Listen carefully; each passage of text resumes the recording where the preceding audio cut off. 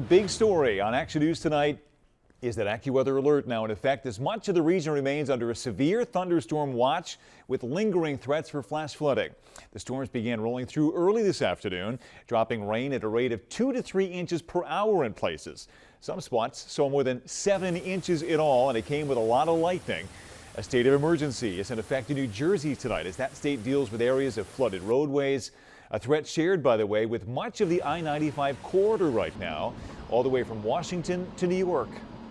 Let's begin then with meteorologist Cecily Tynan live in the Weather Center. Cecily, the threat subsiding now, but those watches are still posted. In some areas, the severe thunderstorm watch has been lifted for southeastern Pennsylvania, still in effect for South Jersey and Delaware. And you can see why. Southeastern Pennsylvania, we are drying out. We still have some lingering showers, but really the heavy weather has been focused now across South Jersey. It's really bearing down on the Jersey Shore right now. We've had lots of lightning strikes right over the Garden State Parkway, approaching Atlantic City over the past 15 minutes, 57 lightning strikes. And a reminder, if you can hear that thunder, it means the storm's close enough to you could get struck by lightning.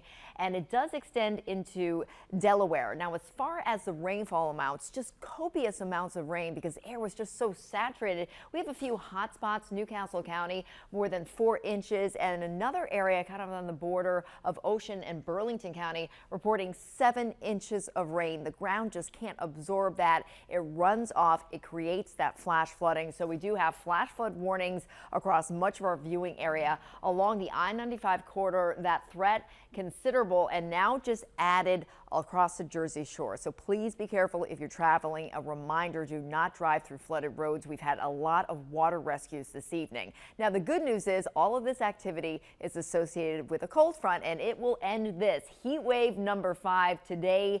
93 degrees. We have cooler, much more comfortable air arriving right in time for the first weekend of August. I'll talk about that in the AccuWeather 7-day forecast, Brian. All right, music to our ears, Cecily. Thank you.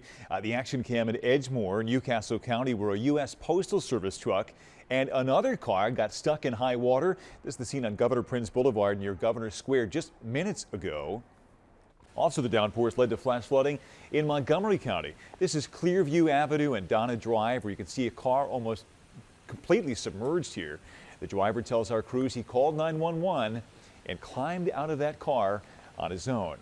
As we mentioned, save for the shore, the threat of flooding largely subsiding right now, but there are still several areas dealing with water on roadways.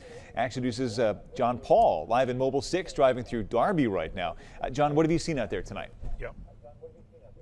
You know, Brian, things have definitely subsided, but we are still seeing some issues on the road, mostly with just ponding of water. It is still raining where I am right now. And in fact, we just had a lightning strike just about a minute ago here in the Darby area. We heard that rumble of thunder. Right now, I'm going to pull up our camera here so you can see where we are as we still have the windshield wipers going. We've got, not really any traffic in this area, but the reason we're in this area is we did want to check out some flood prone areas. The good news is most of the water is going where it should. It's going into the creeks. It's not staying on the road itself. I have some video from a bit earlier when that storm was coming through Delaware County. That was around 2 o'clock or so, and you see the lightning. It was some heavy lightning and heavy rain right there at the Emergency Services building.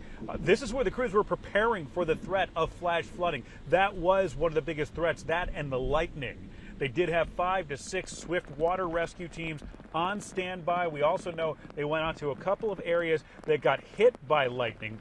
But another big issue was the roads that were flooding. We spotted one area, Chester Creek Road and Dutton Mill Road, and you can see the cars were still driving through the water. There's no way to tell how deep it was.